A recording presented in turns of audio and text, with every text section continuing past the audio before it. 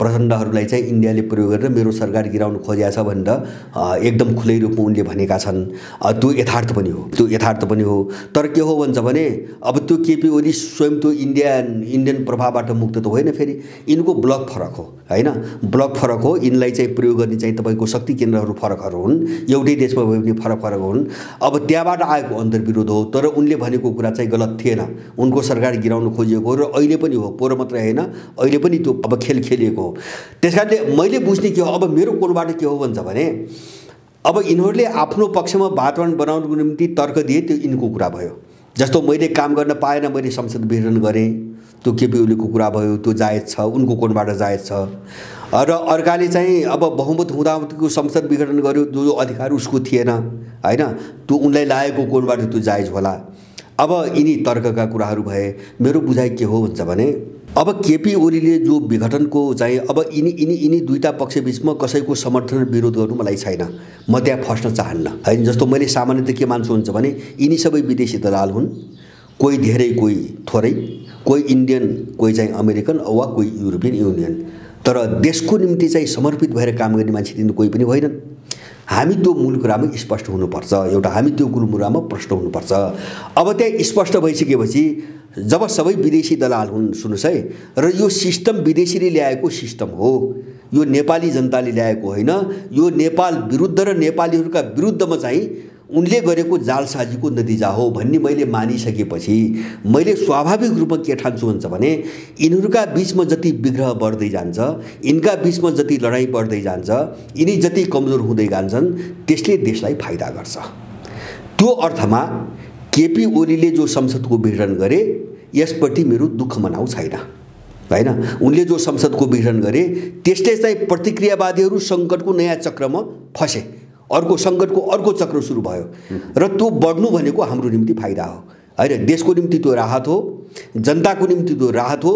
यिनीहरू यसै टुक्रिँदै लड्दै भिड्दै र छिन्नभिन्न हुँदै जानुपर्छ। त्यो अर्थमा चाहिँ केपी ओली तुलनात्मक रूपमा है, अब यो सङ्कट उनीहरूको बिचमा बढ्नुपर्छ भन्ने अर्थमा जसले संसद पुनर्स्थापनाको कुरा गर्छ नि, तिनी केपी ओली भन्दा पनि तपाईँको तल्लो स्तरका क्रिमिनल हुन् भन्ने लाग्छ मलाई हैन। यही अपराधी तन्त्रलाई बिउताउने र जारी राख्ने जसले कुरा गरिरहेछ नि, तिनी देशको निम्ति झन् बढी घातक छन् केपी ओली भन्दा पनि। त्यसकारणले गर्दाखेरि विघटन संसद विघटनको कुरालाई मैले विरोध गर्नु पनि मैले कारण केही पनि देख्दैन। यद्यपि त्यसलाई मैले समर्थन पनि गर्दिनँ। मैले भने नि त्यो उनको मामिला भयो, उनको बीचको अन्तर्विरोधको मामिला भयो। हामीले हेर्ने के हो भन्छ भने उनीहरू बीचको सङ्कटलाई उपयोग गरेर अथवा उनी बीचमा जो चाहिँ विशृङ्खला सुरु भएको छ हैन, जस्तो काटमार जो सुरु भएको छ, त्यो चिजलाई त्यो माहौललाई उपयोग गरिकन अब देशको निम्ति चिन्ता गर्ने शक्तिहरू कसरी सङ्गठित भएर जाने, अगाडि जाने र यिनलाई धराशायी पार्ने हामीले सोच्ने त्यहाँ हो। त्यसकारणले गर्दाखेरि मैले त्यो कोणबाट हेरेको हुनाले अब केपी ओलीको विघटनको निर्णयलाई मैले विरोध गर्नुपर्ने कुनै औचित्य मैले देख्दिनँ। र मेरो थप कुरा के हो भन्छ भने वैशाखमा चुनाव कुनै हालतमा हुनुहुन्न, चुनाव गर्न दिनु हुँदैन। उनले कोसिस गरे पनि गर्न दिनु हुँदैन। त्यसबाट चाहिँ अर्को फाइदा हामीलाई के हुन्छ भन्छ भने एउटा शून्यता, यिनको सत्ता एउटा भ्याकुममा जान्छ, शून्यताको अवस्थामा जाउँछ। त्यो भनेको यिनको अन्तिम विसर्जन हो। त्यसपछि एउटा नयाँ परिदृश्य नेपालमा देखिन्छ। त्यसको निम्ति हामी लड्नै पर्छ। मेरो आफ्नो बुझाइ त्यसको निम्ति हामी त्यो भ्याकुमको निम्ति हामी लड्नै पर्छ। र एउटा चाहिँ उनको विरुद्धमा लडाएको जो शक्ति हो नि, त्यो शक्ति देशको एउटा जबरजस्त शक्तिको रूपमा चाहिँ बाहिर आउनै पर्छ। यिनीहरू आफ्नो उत्कर्षदेखि लिएर एउटा चाहिँ मूर्छित अवस्थामा गए है। अब यिनको भएको चाहिँ प्राण खुस्किने कुरा हो हैन, कतिखेर यिनको पूर्ण रूपमा श्वास जान्छ भन्ने कुरा मात्रै हो। त्यसले एउटा चरण लिन्छ, तर यो एउटा मूर्छित अवस्थामा पुग्यो। मैले बुझेको यो चाहिँ जाग्दैन, किन भन्छ भने त्यसको ग्राउन्ड पनि मैले देख्दैन। अब हामीले हेर्ने मूल चिज यसको जग हो, त्यसको जग पनि मैले देख्दैन। अन्तर्राष्ट्रिय रूपबाट हेर्दाखेरि पनि, राष्ट्रिय रूपबाट हेर्दाखेरि पनि, र राष्ट्रिय र अन्तर्राष्ट्रिय दुवै कोणबाट यहाँभित्रको शक्ति सन्तुलन समीकरण हेर्दाखेरि पनि कुनै पनि कोणबाट पनि यो बिउतने र अथवा फेरि स्वस्थ हुने सम्भावना मैले देख्दैन। यो चाहिँ तपाईँको गयो, यो चाहिँ गयो। अब के गर्ने, हाम्रो बहस त्यहाँ हो क्या। अब हामी त्यो हुनु पर्यो, आम नेपालीको बहस। अब कसरी जाने, के गर्ने, अब बुदामा बहस त्यहाँ सुरु गर्नु पर्यो हैन। जस्तो हामी पनि गर्छौँ। अब विकल्प के त, कसरी जाने त। जस्तो यहाँभित्र दर्जनौँ चाहिँ रणनीतिहरू अब अगाडि बढ्छन् आफ्ना आफ्ना हैन। जस्तो सबै चुप लागेर त बस्दैन। जस्तो हामी पनि एक खालका मान्छेहरू छौँ, देशको निम्ति आवाज उठाउने। अब हामी आफ्नो योजना बनाएर अगाडि बढ्छौँ। अमेरिकनहरू आउला, तिनका दलाल आउलान्, युरोपियन आउला तिनका दलाल आउला, इन्डियन आउला तिनका दलाल आउला। लडाइँ त सबैको हुने भयो। अब उनको आपसमा पनि लडाइँ सुरु भयो र टोटल दलाल किता र हाम्रा बिचमा पनि लडाइँ सुरु भयो हैन। अब यो परिदृश्यले अब कहाँ लैजान्छ र यसको निष्कर्ष के हुन्छ मैले भने नि, म ठोकेर यसै भन्न सक्दिनँ हैन। तर एउटा भ्याकुम खडा हुन्छ। अब त्यो भ्याकुम म चाहिँ मान्छेका आफ्ना तर्कअनुसार विभिन्न खालको एउटा प्रक्रियाबाट जान सक्छ। जस्तो नम्बर 1 एउटा चिज, जस्तो यहाँ चर्चा अलिकति तीव्र भएको छ राज संस्थाको पुनर्स्थापना। किन त्यो एउटा शक्तिका रूपमा छ, अहिले पनि शक्तिका रूपमा छ। त्यो भ्याकुमलाई पुरा गर्न सक्ने एउटा सम्भावित शक्ति त्यो हो। दोस्रो चाहिँ तपाईको सडकबाट अगाडि बढ्ने एउटा चाहिँ कुनै राजनीतिक शक्ति हैन। त्यो चाहिँ अब राज संस्थासँग जोडिएको होला अथवा नजोडिएको होला हैन। भोलि एउटा विकास हुन सक्ने त्यो सम्भावना छ। यो भ्याकुमलाई अब त्यसले चाहिँ तपाईको पूर्ति गर्न सक्छ। तर त्यसको निम्ति राष्ट्रिय अन्तर्राष्ट्रिय सबै वातावरण अनुकूल भइसक्नुपर्छ हैन। केही महिनाभित्रै त्यो सबै वातावरण अनुकूल भइसक्नुपर्छ। अब यसमा चाहिँ तेस्रो चाहिँ जस्तो मान्छेका तर्क के छन् भन्छ भने, फेरि चाहिँ तपाईको दलहरूले जस्तो एक थरी मान्छेहरूको तर्क, जस्तो दलहरूले नै संविधान संशोधन गरेर राज संस्थाको पुनर्स्थापना गर्ने हैन, एउटा त्यो तर्क पनि आइरहेछ। मैले त्यो सम्भावना देख्दिनँ। एउटा विकल्प त्यो पनि मान्छेले बहस गरिरहेछ। किनभने दलहरूभित्र चाहिँ तपाईको राज संस्थाको पुनर्स्थापनाको विषयमा सबैको बिचमा सहमति हुने सम्भावना मैले देख्दिनँ। किनभने दलहरूसँग बाह्य शक्तिको इन्ट्रेस्ट जोडिएको छ। त्यसकारणले मैले त्यो कोणबाट सम्भावना देख्दिनँ। अब जस्तो चौथो कुरा, जस्तो कतिपय मान्छेको तर्क के छ भन्छ भने 63 सालको संसदलाई बिउताउने हैन। 63 सालको संसदलाई बिउताउने भनेपछि 47 सालको संविधानमा फर्कने हैन। अब त्यो एउटा टेक्ने कुरा हुन सक्छ हैन। जस्तो एउटा अशान्ति विद्रोह अथवा चाहिँ एउटा ठुलो क्रान्ति भन्छौँ नि हामीले, अब त्यो प्रक्रियातिर नगएर, अशान्ति र हिंसाको प्रक्रियातिर नगएर अब यसलाई एउटा प्रोसेसबाट, कानुनी प्रोसेसबाट अगाडि लाने हो, ल्यान्डिङ त्यसरी गर्ने हो भने केही मान्छेहरूको तर्क चाहिँ 47 सालको संविधानको पुनर्स्थापना भन्ने छ। त्यो चाहिँ टेक्ने आधार हुन सक्छ, टेक्निकसम्म आधार हुन सक्छ है। तर त्योभन्दा अगाडि त्यसले काम गर्दैन। दुईटा कारणले काम गर्दैन। एउटा के कारणले काम गर्दैन भन्छ भने, अर्थात् 47 सालको संविधानमा त दल पनि छ हैन। अनि 47 सालको संविधान पुनर्स्थापना गरेर यिनै दलहरूलाई फेरि चुनाव लड भन्ने हैन, त्यो त हामी त स्वीकार त गर्दैनौँ हैन। त्यसकारणले गर्दाखेरि त्यो टेकेर त्यो यथास्थितिमा रहन सक्दैन। त्यो कसैले पनि स्वीकार गर्दैन एउटा कुरा हैन। किन अब जुन अपराधीलाई दण्डित गर्नुपर्ने छ हैन, त्यसलाई चुनाव फेरि लडेर आऊ त भन्न सकिँदैन। एउटा त्यो कारणले मैले सम्भव देख्दिनँ। दोस्रो मैले सम्भव कहाँ देख्दिनँ भन्छ भने 2047 सालपछि देश र जनताको निम्ति गर्ने के त कार्यक्रम के हैन। संविधान मात्रै बिउता त भएन नि। मैले भने 80 लाख नेपाली बाहिर छ, गर्ने के, उसलाई कसरी फर्काउने, विकासको प्लानिङ एजेन्डा के हो हैन। त्यो समग्र चाहिँ तपाईको के हो। जस्तो शासन प्रणाली कस्तो, हामी त यही संसदीय त अब मान्दैनौँ, नेपाली जनता कसैले पनि मान्दैन। यही शासन प्रणाली फेरि संसदीय राजा फर्कदैमा अथवा चाहिँ तपाईको 47 साल पुनर्स्थापना गर्दैमा यो संसदीय प्रणाली त अब त स्वीकार गर्न त सकिँदैन। त्यसमा सिस्टम के, अब सिस्टम कस्तो त हैन। हाम्रो आफ्नो मौलिकतामा हाम्रो निम्ति काम लाग्ने सिस्टम त खोज्नु पर्यो नि त। अब समस्या धेरै छन्।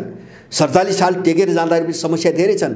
त्यो सबैको चाहिँ सम्बोधन गर्ने सहमति सहित एउटा शक्ति आयो भने त्यो टेक्निकसम्म आधार हुन सक्छ हैन। अब त्यो सहमति भएन भने मलाई लाग्छ त्यो पनि मैले सम्भव देख्दिनँ। त्यसकारणले अब यो कुनै पनि चाहिँ प्रक्रिया अब चाहिँ यो ढङ्गबाट अगाडि बढ्यो भने देश एउटा चाहिँ ठुलो उथलपुथलको बाटोमा जान सक्छ। एउटा निर्णायक उथलपुथलको बाटोमा जान्छ र त्यो उथलपुथलको बाटो भने के हुन्छ भने त्यो धेरै ठुलो विध्वंस पनि हुन्छ। त्यसले अलिकति लामो चाहिँ समय पनि लिन्छ र अब त्यसपछि आउने वातावरण जस्तो अब त्यससँग जोडेको छ ग्लोबल परिस्थिति। जस्तो अहिले विश्वभरि जो लडाइँ तीव्र रूपमा बन्दै गएको छ नि, अहिले तीनटा पोलको बेसिकली दुईटा पोलको बिचमा सिनो रसियन र चाहिँ अब युरो अमेरिकन जो पोलको बिचमा लडाइँ उग्र बन्दै गएको छ अहिले अन्तर्विरोध, र त्यसमा पनि छुट्टै मुस्लिमहरूको आफ्नो अर्को शिविर बन्दैछ। अब यो चाहिँ तपाईको एउटा टुङ्गोमा पुग्ने बेलासम्म, टुङ्गोमा जति जति यो एउटा दिशातिर जान्छ नि त्यसको असर नेपालमा पर्दै जान्छ र त्यसले त्यो ओएले हैन त्यो टेन्डेन्सीले जो विश्वव्यापी रूपमा किन भन्छ भने मैले त्यो टेन्डेन्सीलाई नेपालमा किन जोड्न खोजेको भन्छ भने उनको रणनीतिको कारणले नेपाल यस्तो भएको हो। त्यसकारणले यो ग्लोबल विश्वको जो परिस्थिति छ नि त्यसलाई चाहिँ अछुतो राखेर नेपाल स्वतन्त्र अथवा आफ्नै ढङ्गले एउटा प्रक्रियामा जान्छ भन्ने यो भ्रम छ धेरै मान्छेहरूलाई, जाँदैन। किन भन्छ भने उनको रणनीतिको कारणले नेपाल यस्तो भयो। त्यसकारणले उनको चाहिँ तपाईँको ट्रेन अथवा उनको चाहिँ उदाउने अथवा अस्ताउने प्रक्रिया कुन दिशातिर जान्छ भन्ने कुराले नेपालभित्रको अहिलेको सिस्टम र अहिलेका शक्तिहरू कुन दिशातिर जान्छन् भन्ने कुरा धेरै हदसम्म निर्धारण गर्छ। त्यसकारणले हामीले त्यो पनि हेर्नुपर्छ। त्यहाँबाट नेपाल अछुतो छैन, होइन? यो विश्वको लडाइँबाट नेपाल अछुतो छैन। नेपालको भूराजनीति त्यसरी बलिएको छ।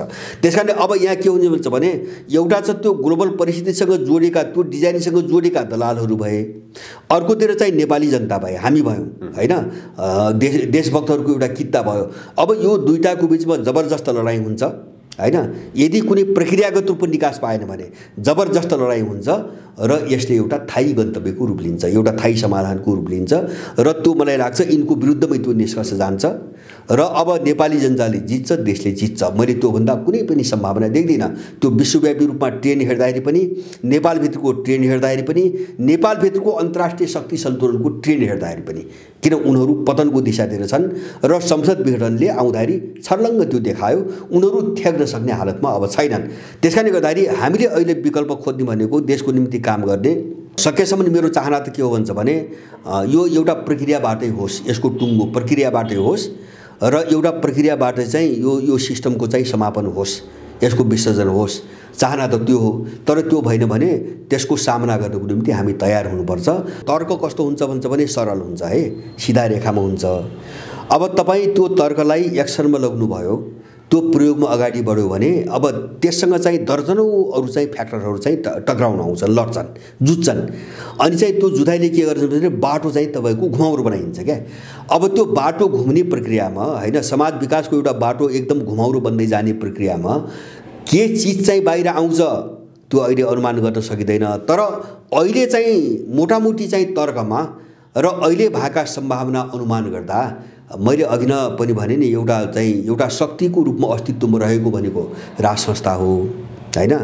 र अब त्यो आफै पनि एउटा भूमिका मैले भन्न खोजेको देशको अहिलेको दुरावस्था जो छ नि, अब यसलाई चाहिँ पार लगाउने एउटा भूमिका सहितको पोजिसनमा आउँछ भने अहिले हामीले देखेका विकल्पहरूमध्ये एउटा सम्भावित विकल्प त्यो मात्रै हो, होइन? जस्तो अरू शक्तिहरू त उदाउन लड्दै जाने क्रममा एउटा विकल्प त्यो मात्रै हो र बढी सम्भावना देखा परेको त्यसको मात्रै हो, राज संस्थाको मात्रै हो। अब सेनाले देशलाई बुझेर, होइन, देशलाई बुझेर, होइन, अब हामी देशको निम्ति चाहिँ बनेका हौँ भन्ने चाहिँ यथार्थलाई आत्मसात गरेर सेनाले भूमिका खेल्यो भने मलाई अर्को पाटोबाट त्यहाँ के लाग्छ भन्छ भने मैले भने नि अब एउटा जो भ्याकुम आउँदैछ नि, त्यो भ्याकुम आउने भनेको कुनै न कुनै रूपमा सत्ताको मियो सेनासँग जोडिने हो। अब किन सङ्कटकाल भने पनि त्यही हो, राष्ट्रपति शासन भने पनि त्यही हो। त्यसकारणले अब त्यो स्थिति आयो भने त सेना त सत्ता राजनीतिमा त अटोमेटिकली जोडियो। अब होइन, त्यो कसैले नजोड्ने भने पनि त जोडियो। सङ्कटकाल र राष्ट्रपति शासन भने त त्यो त सेनैसँग जोडिने कुरा हो। त्यसकारणले यति बेला देशको यो लडाइँमा यो विदेशी दलालहरूसँग यो लडाइँमा सेना र सैनिक नेतृत्व र राजाको चाहिँ तपाईँको भूमिका पोजिटिभ हुनुपर्छ र त्यो भयो भने मलाई लाग्छ अब त्यो विकल्प भन्नु नि एउटा समाधानको यो विकल्प छैन। अहिलेको यो चरणको लडाइँको समाधान, होइन, त्यो थायी समाधान भने अहिले त्यहाँ नसोचौँ।